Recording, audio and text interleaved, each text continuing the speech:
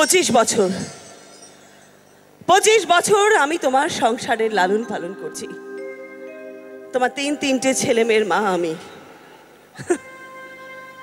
যখন তোমার সাথে আমার বিয়ে হয়েছিল তখন কিন্তু আমাকে এত খারাপ লাগতো না তোমার, কিন্তু আজ আজ আমার শাড়ি থেকে তুমি মাছের আঁশের গন্ধ পাও, আমার হাতে হলুদের দাগ দেখলে তোমার গা ঘিনঘিনিয়ে ওঠে।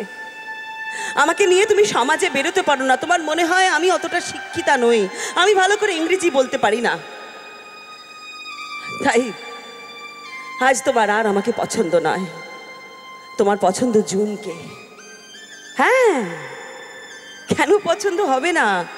জুন তো আমার থেকে অনেক বেশি শিক্ষিতা, খসখস করে ইংরেজি বলতে পারে, লিখতে পারে, বড় চাকরি করে, বড় মোটা টাকার মাইনে পায়, তোমার সমান সমান। আমাকে আর পছন্দ নয় তোমার, তাই তুমি জুনকে বিয়ে করতে চাও আমাকে ডিভোর্স করে। বেশ বেশ, তাই হোক। তোমার যদি তাই ইচ্ছে হয় তুমি জুনকে বিয়ে করে সুখী হও। একটাই প্রশ্ন, তুমি সুখী হবে তো?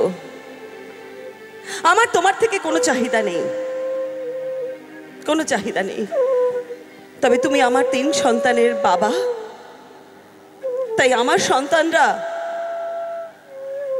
তোমাকে যতদিন চাইবে চাইবে, আমি তাদের কোনোদিনও আটকাবো না তোমার কাছে যেতে বা তাদের বাবার সাথে সম্পর্ক রাখতে। অনেক করেছি, গত 25 বছর ধরে অনেক করেছি সংসারের জন্যে, কিন্তু তার বিনিময়ে কিচ্ছু পাইনি।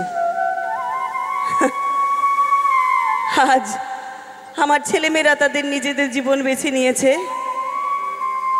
তুমি তোমার নিজের জীবন বেছে নিলে, কিন্তু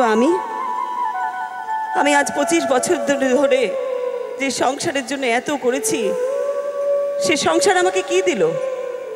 কিচ্ছু না। তাই আজ আমি ঠিক করলাম, যে সংসারের জন্য আমি এত করেছি সেই সংসার তো আমায় কিছু দেয়নি, আমার আর কিচ্ছু চাই না সংসারের থেকে। আজ থেকে আমি নিজের জন্য ভাববো, যা আমি কোনোদিন ভাবিনি। সব সময় শুধু শ্বশুর শাশুড়ি সন্তান স্বামী এদের কথাই ভেবেছি, কিন্তু আজ প্রথমবার আমি নিজের জন্য ভাববো। এখন থেকে আমি শুধুমাত্র এই সংসারের জন্য নয়, শুধুমাত্র অনিন্দ্য সেনগুপ্তর জন্য নয়, শুধুমাত্র আমার সন্তানদের জন্য নয়, নিজের জন্য বাঁচতে চাই। আমি শ্রীময়ী হয়ে বাঁচতে চাই, শ্রীময়ী হয়ে বাঁচতে চাই, শ্রীময়ী হয়ে বাঁচতে চাই। ভালো থাকবেন সবাই। অসাধারণ অসাধারণ, ফাটাফাটি।